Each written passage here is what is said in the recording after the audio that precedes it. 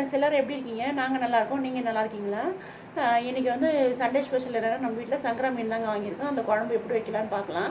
அதுக்கு தேவையான தக்காளி, வெங்காயம், பச்சை மிளகா, கருவேப்பிலை, கொத்தமல்லி எல்லாத்தையும் நான் வெட்டி வச்சுருக்கேன். நம்ம எப்படி செய்யறதுன்னு சொல்லி போய் நம்ம வீடியோக்குள்ளே போகலாம் வாங்க. ஹாய் ஃப்ரெண்ட்ஸ், இன்றைக்கி நம்ம புஷ்பராணி ஜெய்சிங் சேனலில் நான் உங்கள் புஷ்பா பேசுகிறேன். நீங்கள் எப்படி இருக்கீங்க? நாங்கள் ரொம்ப நல்லாயிருக்கோம். இன்றைக்கி நம்ம சேனலில் என்ன பார்க்கலான்னா மீன் குழம்பு எப்படி வைக்கிறதுன்னு பார்க்கலாம் வாங்க. அதுக்கு ஒரு சட்டியை வச்சுருக்கோம், எண்ணெயை ஊற்றிருக்கோம். அது கூட வந்து நம்ம கடுகு ஜீரகத்தை தாளிச்சிட்டு கூட வெந்தயம் போட்டுருக்கோம். வெந்தயம் சேர்த்துக்கிடுங்க, உடம்புக்கு ரொம்ப நல்லது, சூடு குறையும். மீனும் சூடு, அதனால் வெந்தயம் சேர்த்திங்கன்னா ரொம்ப நல்லது. அப்புறம் வந்து இதெல்லாம் பொரிஞ்சதுக்கப்புறம் வெங்காயத்தை போடுறோம், கருவேப்பிலை போடுறோம், பச்சை மிளகாய் போடுறோம். அது நல்லா வதங்கட்டும். வதங்கிறதுக்குள்ளே நம்ம புளியை ஊற வச்சுக்கலாம். அப்புறம் புளியை ஊற வச்சதுக்கப்புறமா நம்ம அது கூட வெங்காயம் வதங்கிடும். நம்ம தக்காளியை போட்டு அது கூட ஆட் பண்ணி நல்லா வதங்கட்டும். நம்ம அதுக்குள்ளே புளியை நல்லா கரைச்சிடுவோம்.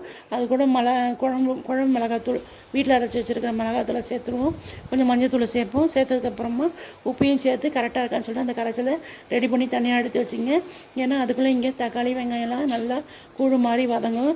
நம்ம இது வதக்கும் போதே நம்ம இந்த புளி கரைச்சலும் இதை செஞ்சு வச்சிட்டோம்னா ஈஸியாக இருக்கும்.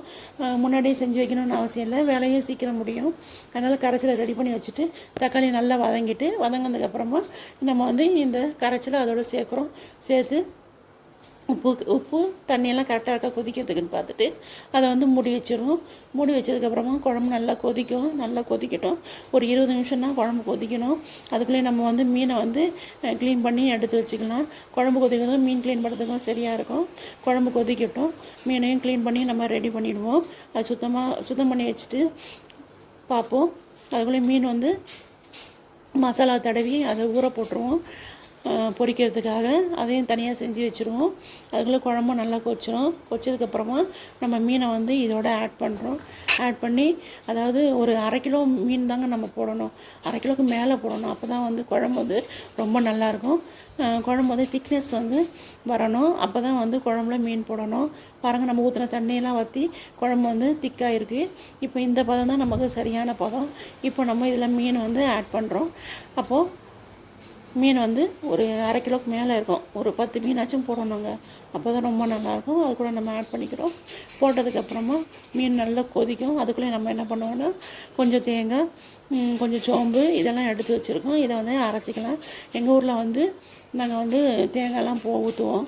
இங்கே நம்ம உங்களுக்கு தேங்காய் வேணான்னா நீங்கள் இந்த மீன் போட்டு நல்லா ஒரு 10 நிமிஷம் கொச்சதுக்கப்புறமா இறக்கிடுங்க. குழம்பு ரெடி ஆகிடும்.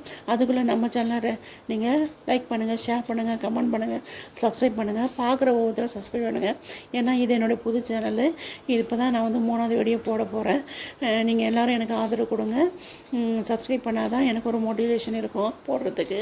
உங்களுக்கு வேறு என்ன வேணுன்றது கமெண்ட் பாக்ஸில் சொன்னீங்கன்னா நான் வந்து உங்களுக்கு ரெசிபி போடுறேன். இப்போ மீன் வந்து நல்லா கொதிச்சுட்டு மீனும் வெந்துட்டு இப்போ நம்ம இதோட நம்ம வந்து தேங்காய் அரைச்சி வச்சுருக்க தேங்காயை இதோட நம்ம ஆட் பண்ணிக்கலாம்.